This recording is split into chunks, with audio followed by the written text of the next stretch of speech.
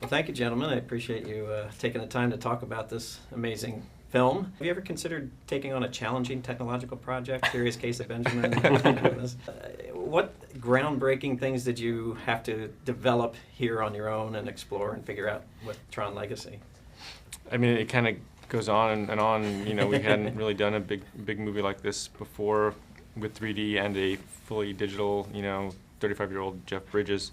And so it kind of, there's so much things we had to figure out and put together to make it work for a show of this size, and Clue being the biggest challenge. You know, we had to figure out how to get Jeff's performance right onto the Clue character, and so that, as a viewer, you would believe him as a character. What about on the 3D side? Was there any kind of things you had to do for 3D that really hadn't been tried before? Well, we approached it differently. Yeah, I mean, internally we had to write whole new parts of our tracking software. We did some co-development with the foundry, who now owns the compositing package that we use. There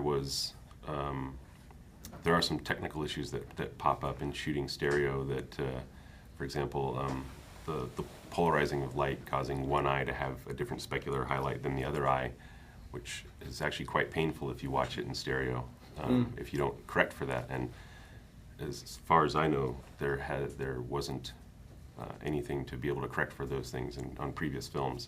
And the nature of Tron being very reflective surfaces everywhere, it was a huge problem when we first bet. watched the turned over footage. And I know you've been at Digital Domain for a long time. And well. Yeah.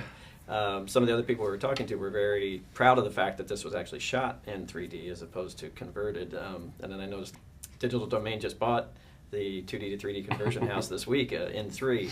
What can you tell? Have you had experience in both shooting versus converting, or was there a mix of this at all here? On Tron we may have converted, I think, one shot because of some technical challenges we had, but certainly I've never dealt with conversion.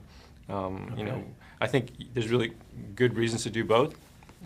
Primarily you'd want to shoot it because I think you get the highest quality, but if you can't shoot it and you want to grab something and convert it, I think hopefully now we'll have tools to be able to do that to the highest quality as well. Right. And from an effects perspective, what kind of challenges does that present for you? What in terms of the shooting, the actual production part of it? The production part's pretty straightforward. It's not unlike a traditional shoot. The hard part is really when you get the footage, and then you have to track both eyes, like Steve said, and Right. you have artists working on left and right eye, and if you do any rotor paint, it has to be done perfectly on both, and the pipe is much bigger, and you're ingesting way more data, and then you're putting out way more data on the other end, and you're rendering everything twice, and Right. it's a huge logistical challenge. I think there's also kind of the idea that a second camera is shooting, and that if you track one camera and then just attach the other camera to it, it'll move along with it. But in actuality, I mean, these are two physical cameras that are kind of rigged together in a mechanical device. So when that rig shakes or moves or comes to a stop, or anything that's, there's error built into the system. So when you start looking at what the second eye is doing, it's not always obvious, and it certainly is almost never the case where that second eye is just following along for the ride on the first eye. But where that really hurts us is, for example, when you're trying to replace someone's head perfectly on a spine in 3D space, if that doesn't line up almost to the sub-pixel level, it ruins the illusion. That head doesn't feel like it sits correctly.